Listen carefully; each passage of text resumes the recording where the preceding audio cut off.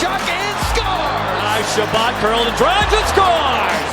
And the Senators win it. Five apart, another chance, Madison scores! Great Madison! Oh, and got it! Green! Oh, Green again! Scores!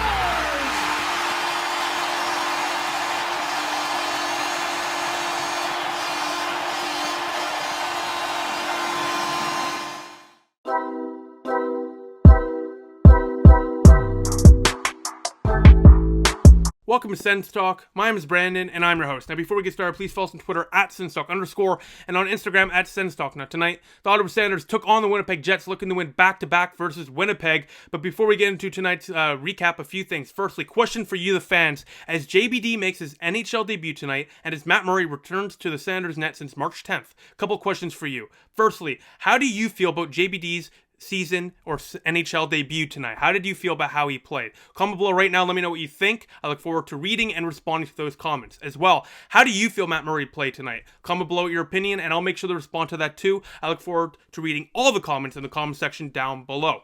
As well, as you just saw, this Saturday at 3 p.m. Eastern Time before the Sens versus Habs games at 4, Brandon Maki will be joining us here on youtube.com/SensTalk for an exclusive pre-game show. So stay tuned for that this Saturday at 3 p.m. Eastern Time. I look forward to seeing you all there for the live stream.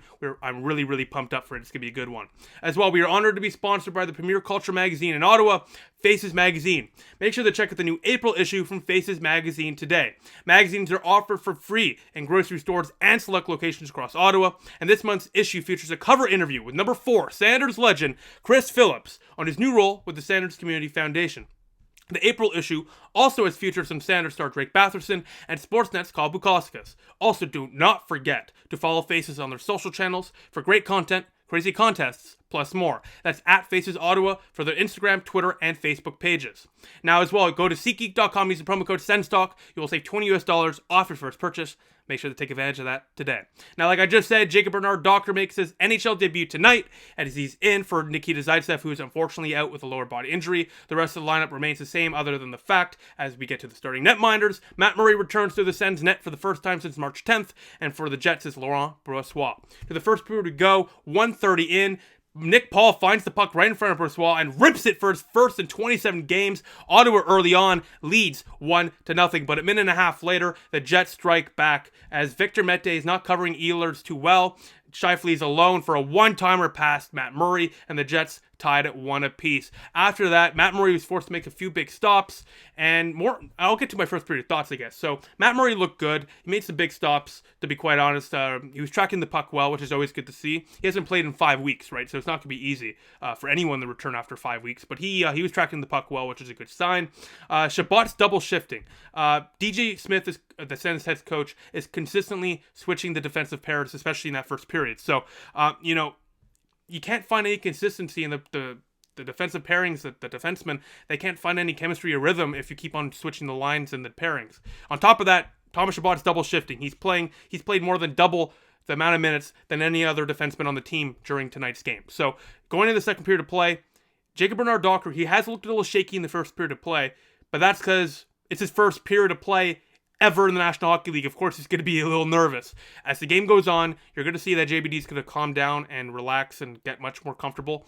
And I think as that happens, hopefully soon, then Chabot will not be double shifted, and I would hopefully we'll see Chabot and JBD back together once again. But that's an answer that will have to be answered after the second period of play. Speaking of that, let's get to that right now as the second period of play begins now. All right, welcome back. After 40 minutes of play, Ottawa and Winnipeg find themselves still tied at 1 apiece.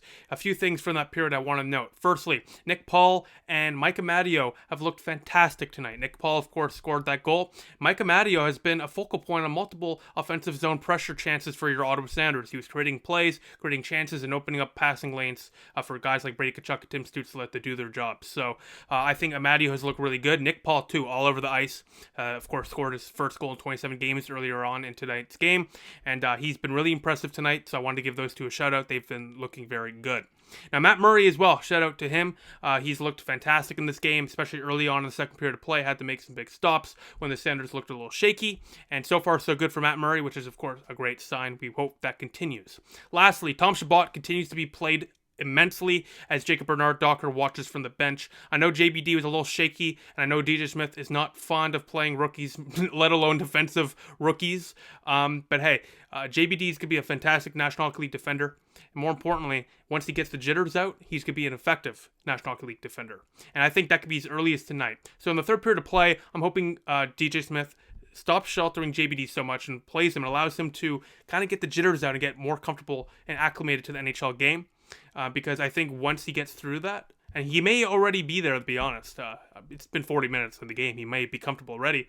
But until he gets there, once he gets there, we're going to see why Ottawa fans have been really, really excited about this kid for years. But yeah, listen, I expect him to play much more on Saturday night against the Habs than tonight for JBD anyways. But I do hope he gets a substantial amount of minutes in the third period of play with Chabot. I think that'd be good for both players. Now, I'm going to get to a couple of your questions before we get to the third period portion of today's video. Both question comes in from Roger, because Roger Fernsby is his name, and he asked a couple of great questions. So here's the first question from him. He asks, what is up with the brutal numbers on Jacob Bernard-Dockers and Shane Pinto? I need something to blow my stimulus check on, and these jerseys don't look great. Yeah, he's referring to Pinto with number 57. And JBD with number 48. As Mark Mathot said, number 48 is literally the worst number you can have in the National Hockey League. Not a big fan of that. Shane Pinto, 57. I don't like it either, Roger. I don't like it either. Brady Tkachuk, when he entered the league, got number 7. Josh Norris, when he entered the league, got number 9. Eric Brandstrom got number 26. So why are we giving JBD a first-round selection, number 48, and Shane Pinto, number 57? Number 57 equals 5 plus 7 equals 12, which is Pinto's favorite number. So potentially Pinto asked for that number. But according to Mark Mathot, number 48 is the worst number in the National Hockey League. So I don't think JBD asked for number 48. And I would expect next season, once hopefully he makes the National Hockey League roster, he'll get his official number that he chooses. But yeah, it's a little odd, but I will hold the stimulus money check for a bit, Roger, and save it until their numbers are confirmed for long term. Next question from him is, what's up with Dadonov? He does not seem like the same player as he was in Florida. Well, in Florida, he was playing with Alexander Barkov and Jonathan Huberdeau.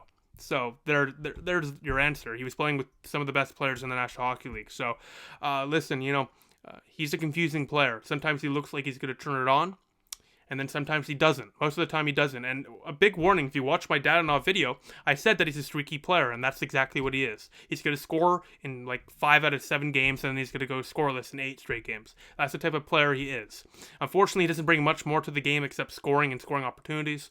And when he's not generating either, he's kind of just, an extra body on the ice out there. So for Dadonov, there's not much he can do, except just hope he can get out of this funk soon and give him the opportunities to get out of it. But besides that, let's get to the third period of play, where Ottawa and Winnipeg find themselves still tied at 1 apiece. 60 minutes of play, we have a final score. That, of course, being the Jets have taken down the Ottawa Senators 3-2 in regulation. And with that final horn means the end to Connor Brown's 8-game goal streak. It ends at 8 games, does not extend to 9. Still historic by Connor Brown. We were proud of you. However, he did get an assist in the final minute of play on a goal. So his point streak continues to 9 straight games. So congratulations, Connor Brown. Now in that third period of play, early on, the Sens gave up a goal to be down by 1. And then with 10 minutes to go in the period, gives Ottawa a great opportunity to tie it as they're on the power play. But Tom Chabot turns over the puck. He cannot hold the blue line, doesn't skate, and the Jet skater blasts by him, is sprung loose on a breakaway, and scores to give the Jets the 2-goal lead short-handed. And this is an inexcusable goal by Thomas Chabot to allow. He cannot turn over that puck. He cannot just allow the puck to go past him on the blue line. He needs to hold his line. And more importantly, he has to skate and keep up with that the Jets forward that blew by him. But of course, when a coach plays you half the game, you're going to make mental mistakes like that. So moving forward, no matter how you have to do it, you got to cut his minutes. This guy's playing like 30 minutes a night, and he's going to make mental mistakes like that. So DJ Smith, if you're watching this video, cut his minutes. You got to cut his minutes, because right now, Thomas Chabot is being overworked in a season where we're not even going to make the playoffs. Cut back his minutes, and I promise you he'll make less mistakes like that. Now, as well, I complained in the first 2 period portions of today's video that Jacob Bernard-Dockers was not getting enough minutes. Luckily, though, that switched. After 2 periods of play, it was at 11 minutes. After the third period of play was finished, he clocked in at around 60 minutes of ice time, which I'm happy with, especially for NHL debut. Hopefully he gets more on Saturday against the Habs, but that is definitely a good amount of minutes for your first National Hockey League game.